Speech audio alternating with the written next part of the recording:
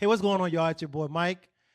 If you've been following this podcast for the last few months, I've been talking about some personal projects I've been working on that's been taking my time away from this podcast. And I'm so excited to announce one of them today. It's my natural energy drink called Purple Power, Purple PWR.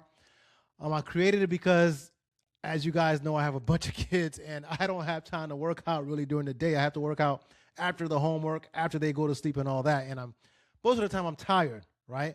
And I wanted to get something to pick me up a little bit, but I didn't want to do nothing with caffeine, none of the crazy C4, none of that stuff that's out there now, right? I'm not into that stuff. So I started working on my own after talking to a couple people. You guys know my wife's a registered dietitian. And for the last year or so, this is what I've been working on. Purple Power. Made out of beets, tart cherry, black currant, some of these natural purple fruit that are really good for you and good for blood flow and energy and focus and things like that. If you guys are into working out, into fitness, you walk, you jog, you run, you play sports, basketball, football, whatever it is, Purple Power is good for you. It's healthy. You can take it anytime. There is no limits to it like it is for caffeine. It's not a stimulant. There are no stimulants in here, no fillers, no nothing. So if that sounds interesting to you, I'd appreciate you guys check it out. Check out the website, Purple Power, PURPLPWR.com. Check us out also on all socials, whether it's TikTok, Facebook, Instagram, at Purple Power is the handle there. We're launching in February. If you hop on the website now, you're going to see the link in the show notes. The link is in the show notes to access the early bird wait list to get special discounts and perks and things like that. I'm excited about it. I know you'll like it. It tastes really good. So I hope you'll check it out.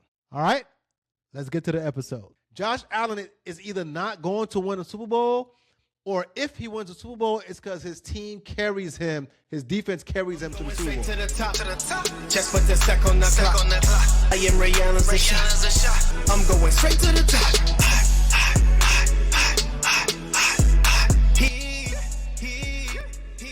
Yo, what's going on, everybody? Mike here, Sports and the Real Podcast, coming at you once again. As always, don't forget to like, subscribe, share, tell a friend and tell a friend and tell a friend, all that good stuff. Comment. Check us out on social, obviously. Check out the website, as always. Website is sportsandthereal.tv, sportsandthereal.tv, with the latest and greatest of what's going on with me and the pod. As always, I appreciate you guys hanging out for a few minutes. It means a lot to me for a few minutes, few seconds of your day even. So let's get into it. Let's hop into it. We got NFL playoffs continuing on, getting close to the Super Bowl here. And then it was a championship game for college football. So we'll really just focus on that. College football championship and the NFL playoffs keep going on. So CFP championship game. Wow. That was a wild game. That was a great game. I predicted a blowout. It wasn't a blowout.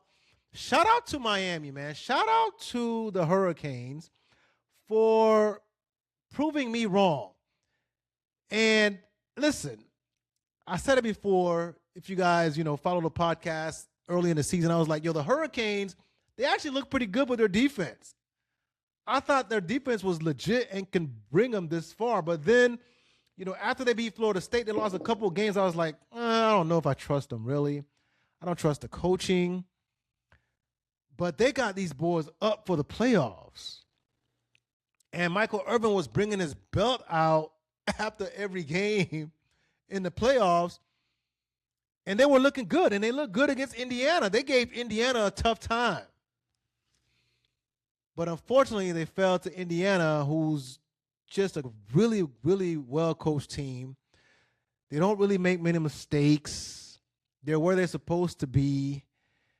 And, it was just a hard-fought game. Somebody had to win that game, and Indiana came out. Carson Beck throws a late pick, and that was that. But shout out to the Hurricanes for making this thing tougher than I expected. I think a lot of people expected. The crowd, for some reason, there were more Indiana fans in the crowd in South Florida than Hurricanes fans, which is a different story. But really good game. So shout out to Miami for a really good season. It looks like they're turning the program around. We'll see. I don't know. Does Carson Beck have any more eligibility left? I don't know. Maybe. Does he go pro? Probably not. But I think they're building something there in Miami. Unlike my Seminoles, who I don't know if we have an identity. Miami has an identity right now. They're going to play some tough defense. Their O-line is going to be strong. They're going to run the ball. They're going to be physical. They have an identity that I think you can carry over, the next class and the next class and the next class. Right? It's not flashy, crazy plays. Or we're going to play really fast and trick plays like Florida State is trying to do now with Gus Malzahn. And Mike Norvell doesn't really know, how to build a tough physical team, apparently, like they've done down there in Miami. So shout out to the Hurricanes, man. My boy Jason Taylor from the Miami Dolphins, Hall of Famer, has built a tremendous defensive line. I don't know if they can build that again. Ruben Baines going pro. They're gonna lose. What's his name is going pro as well. The other end, can't remember his name. So they're gonna lose some guys on the defensive side of the ball that may make it hard for them to repeat at that kind of defense, right? To bring it all back. But the coaching is there, and I think they could actually be legit every year now. All right, they could be legit every year. So shout out to the Canes. Let's talk about Indiana real quick. Indiana, obviously a great team, undefeated, 16-0. That's a lot of games for a college program. There's no more college, y'all. Everybody's paid, which is cool, but there's no more college. And you know what's crazy about this is at one point they were like, we don't want high school kids going straight to the NFL because we don't want kids playing with grown men. That was one of the excuses why they were making essentially high school kids sit 3 years in college, stay 3 years in college. Maurice Claret and these boys, they had to stay 3 years in college at least because they were like, their bodies are not ready to play against the grown men in the NFL. But because of the NIL and transfer portal and things like that, these 18 and 19-year-olds are playing grown men in college. Anybody notice that? Like Indiana's average age is like an NFL squad. Like these guys in the past, these guys on Indiana squad would probably be in the CFL somewhere, or their football career will be over. But because of the NIL, because of the transfer portal, they get to stay 6-7 years. So now you got 18-year-olds, 19-year-olds coming out of high school who before we were like, we don't want these guys playing against the grown men in the NFL. Well, they're now playing against grown men in college football. Indiana's a grown team. Like 24 years old, 25 years old, like that's NFL starter, year 2, 3. So yeah, they're going to be competitive, and that's part of Cignetti's. That's part of his strategy, right? To build a team of experienced cats who've proven they know how to play, who've proven they know how to take coaching, they know how to take direction, they have their head on straight. Like it's less babysitting. So I'm not bashing the strategy because you're right. Like kids coming out of high school now, they're going to be entitled. They're going to want a bunch of money. Like, how much can you pay me, coach? Well, we don't know. Well, let's see what the boosters say. Let's see how much money we got left for you. But for the cats who've been around the block a couple of times, they're like, yo, we just want to play football, you know what I'm saying, head on straight. We already know what to expect, you know what I'm saying? Maybe they made a little bit of money already, whatever it is. And, they're more coachable. They're going to listen to what Cignetti's saying. They know that this is likely their last opportunity, right? If you're on year 6, like year 7, you're going to listen more because this is going to be it. Your eligibility is finally going to run out. So it's a good strategy. I'm not bashing it, but the excuse before was that high school kids should not be playing against NFL, grown men. That was the excuse for them playing 3 years of college football. We might as well throw that out the window now because they're playing they're playing professionals, cats who are supposed to be professionals right now coming out of high school. So that just a thought on that. That's really a sidebar. So Indiana wins, and I said it last week, and it's worth repeating because he did it again, and it's a pattern in these interviews, bro. It's like Fernando Mendoza. It trips me out, man. It cracks me up. I said it last week, and I'll say it again. Fernando Mendoza gives me Tim Tebow, and he talks about Tim Tebow being like a dad to him or whatever, his idol. Fernando Mendoza gives me Tim Tebow, Russell Wilson vibes in his post-game interviews. Some people love it. I don't like it. I'm not hating on him. As a player, he's a good player. Obviously, his tough touchdown run, won them the game and all that.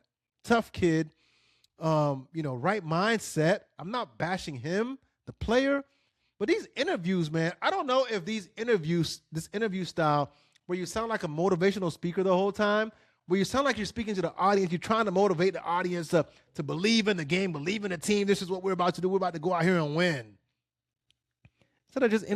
Instead of just answering the interview question, it's like, come on, man. Come on, Fernando. Like, listen, you can get hyped, but be hyped and answer the question in a relevant way, not, talking as if you're trying to motivate the audience watching you to believe in you and believe in your team, that you guys are the real deal. And we don't need a motivational speaker, dog. That's one of the things that alienated Russell Wilson from his teammates.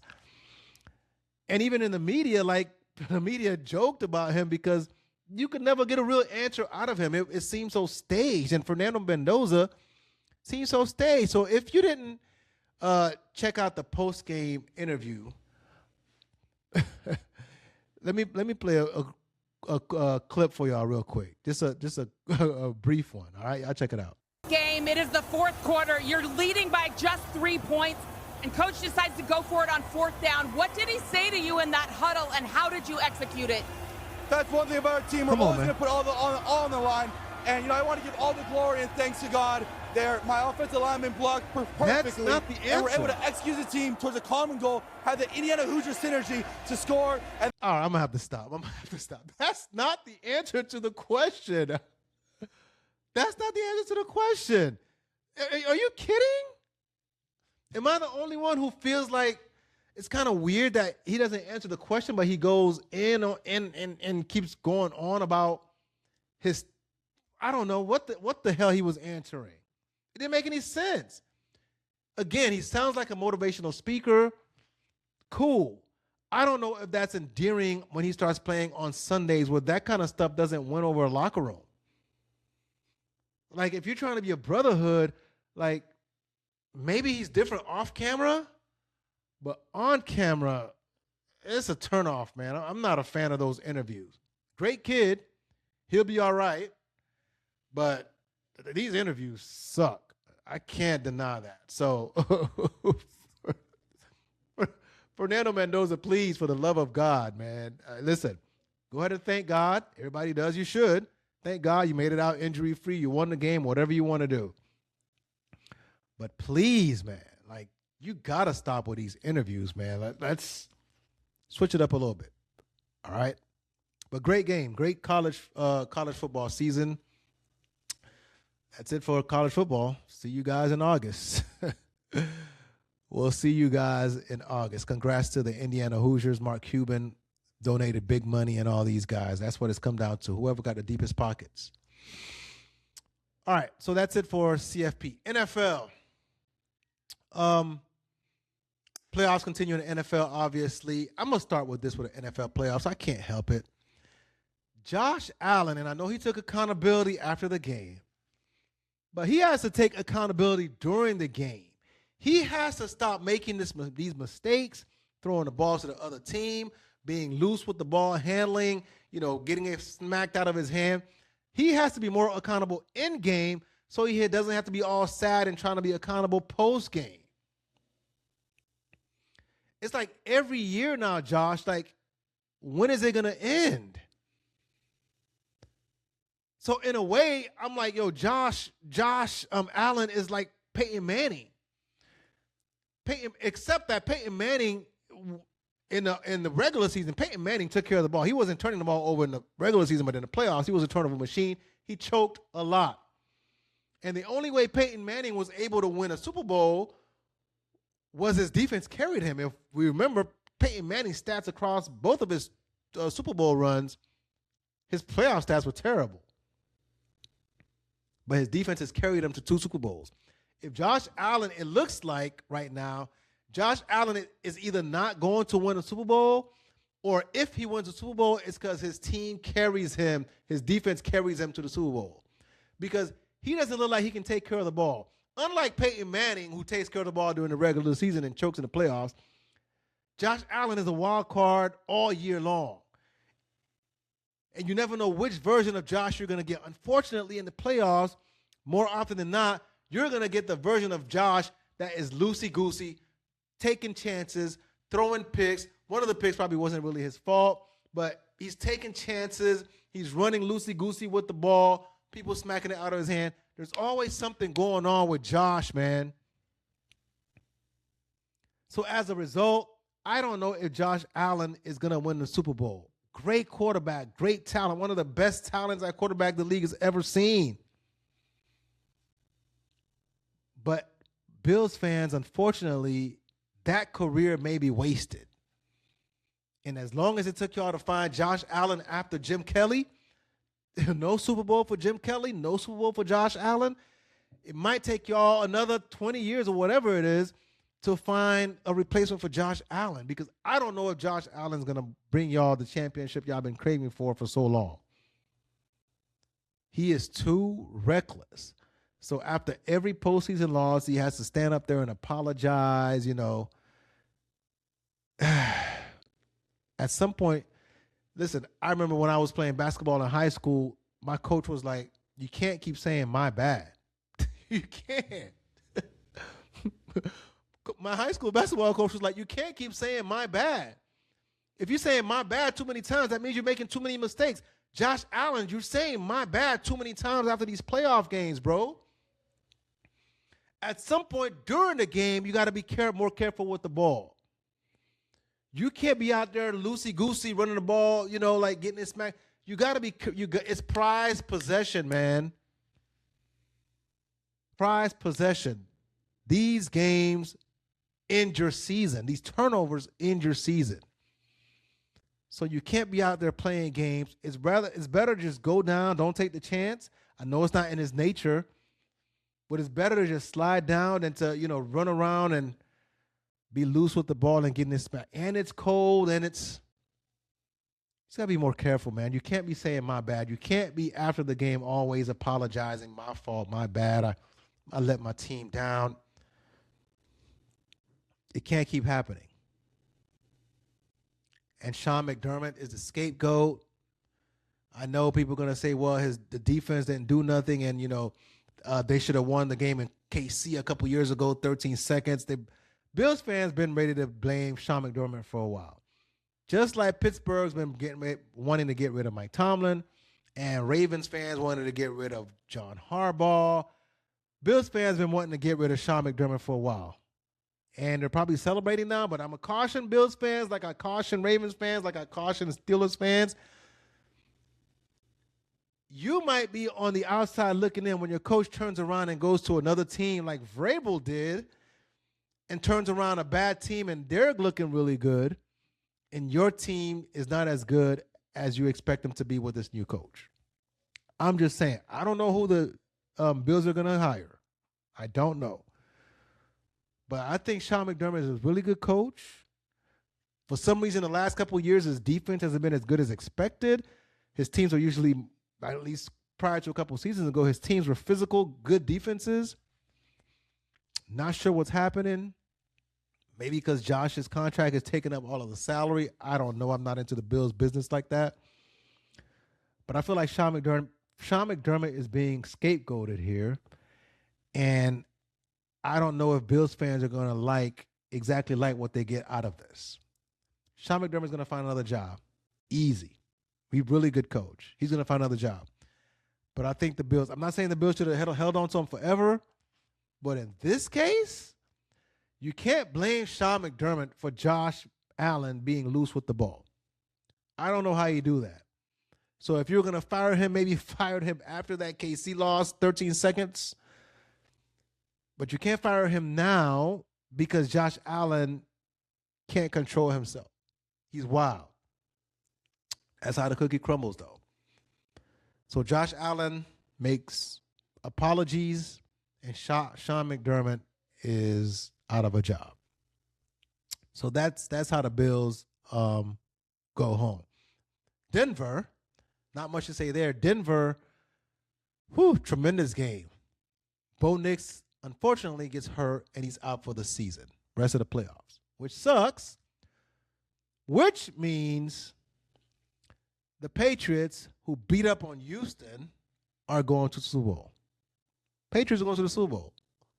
You want me to believe Jarrett Stidham is going to come in, who hasn't thrown a pass in forever, is going to come in and win a game against the Patriots? Mike Vrabel is going to kill this guy. Are you kidding? Shout out to the Patriots for winning the AFC Championship this week after beating the Denver Broncos, because there is no way. Sorry, after beating the Houston Texans, Patriots beat the Houston Texans. There's no way Denver is gonna win that game with that defense, whether they're in Denver or Foxborough, wherever. The way the Patriots are playing right now, a complete team, ain't no way Jarrett Stidham's gonna come in and win a game. That will be the shock of the decade. If the Denver Broncos are able to beat the Patriots this weekend, that's the shock. A lot of people are going to lose a lot of money betting on this game. And somebody might make a lot of money because they're just going to put $1,000 and close their eyes and hope Denver wins. I don't see that upset at all. Not the way the Patriots are playing. Drake May, the running game, the defense. Like, Vrabel got his fingerprints all over that team, man. All over. I watched it in Tennessee. They play smart football. Patriots to the Super Bowl. Congrats, Patriots fans. Congratulations. You're playing a quarterback who hasn't thrown a pass in 20 years. He hasn't thrown a pass in 20 years. Now you're asking him in the AFC Championship game, hey, yeah, let's go win it for the Gipper. Win one for the Gipper. It ain't happening. All right? So the Patriots are on their way to the Super Bowl because they beat C.J. Stroud and the Texans. And I'm going to say this. I was really up on C.J. Stroud his rookie year. He was balling out of control. And to say that he's regressed the last couple of years is an understatement. I don't know what happened. The kid was good. He was nice, accurate, showed mobility, pocket presence. And last couple of years, he's regressed. And the last two games of these playoffs, I was like, yo, I'm going to pick the Texans because I think their defense is legit. And I don't expect C.J. Stroud to have a really bad game like he did the previous game against the Steelers. Boy, was I wrong. He had a worse game. C.J. Stroud didn't have as bad of a game as he had against the Steelers. He had an even worse game against the Patriots. So I don't know what happened to C.J. Stroud, and I don't know where the Texans go from here. Obviously, he's still a young cat, so they're not going to get rid of him, but they're going to have to start talking about player year 5 options now and so on and so forth, or year 4 options, whatever it is. It's a lot to process. Where is that kid as a rookie that was balling out of control? Where is that C.J. Stroud? What happened? What changed? Just looks different. So against the Patriots, I mean, I know Vrabel can confuse even the best quarterbacks, the most veteran quarterbacks. He does a really good job with schemes, but C.J. Stroud looked awful. I mean, he did stuff like, even as a rookie, you wouldn't. If Jarrett Stidham comes in with to Denver and starts doing that, we're going to say, what the hell is he doing? Even though he hasn't thrown a pass in 20 years. C.J. Stroud is out here falling backwards, just throwing the ball in the air. Ill-advised plays, just bad, terrible football. And now is he up for $200 million? Do you give CJ $200 million, or you like, I'll pass? That's a tough pill to swallow. Because clearly he's talented, but something's going on there where we might be like, is he really worth it? That's 2 games in a row, 2 playoff games. Well, he looked awful. Not bad. He looked awful. We know the playoff intensity gets higher, raises. We know coaching gets better. The other team is better. The defenses are better you're playing against. But you can't look this bad. There's bad. You can't look this bad 2 games in a row and say you're a franchise quarterback. So the Texans got some soul searching to do as they're sitting out in Cancun. That game was wild, rainy, snow, sleet, whatever that is. It's always tough playing in freaking Foxborough, man. I tell you. The ghost of Tom Brady. I'm not even going to go there. I really want to say Tom Brady's deal with the devil carries on, but it looks like it's Robert Kraft's deal with the devil. So the Patriots just automatically go to the Super Bowl, man. I don't know how you do it. Some teams, like the Dolphins, ain't been to the Super Bowl in 50 years. But the Patriots, take a couple years off after Brady's gone, and they're right back in it. That's crazy. Congrats, Robert Kraft. You signed the right deal. The script. That's what it is, the script with the NFL. All right, so that's the AFC. So I think the Patriots are going to beat the Broncos, all right? You can't tell me the backup quarterback. He's going to get smashed. Vrabel is going to confuse him and exotic looks, and they're going to kill this guy, unfortunately, all right? So Patriots are AFC champions. I'm telling it right now. NFC. Bears lose to the Rams. Good game. Caleb Williams throws a pick at the end. Here's what I'm going to say. I think the Bears will be okay. Ben Johnson is a really good coach. The Bears will be okay. Caleb Williams is coming into his own. I think the coaching from Ben Johnson has really, really benefited him. He's come a long way, more accurate. He's more consistent. He can become even more consistent than he is now. He's still missing some throws, but not as bad as he was last year. So I think if he continues to improve, continue to accept the coaching, be able to, be consistent with what's in front of him. The sign of a great quarterback is consistency, as Tom Brady says. I think he'll be all right. So I think the Bears have found their franchise quarterback. Clearly he's talented. He makes nasty throws when he needs to. I mean, that fadeaway jump shot, 40-yard throw, that's ridiculous. That's ridiculous. He's got the arm talent. The Bears are going to be fine. Caleb just needs to become more consistent. And if he gets there, they'll be all right. Seahawks smashed the 49ers, who were all types of injured. I mean, it was Purdy, McCaffrey, and Juan Jennings. It wasn't a good look.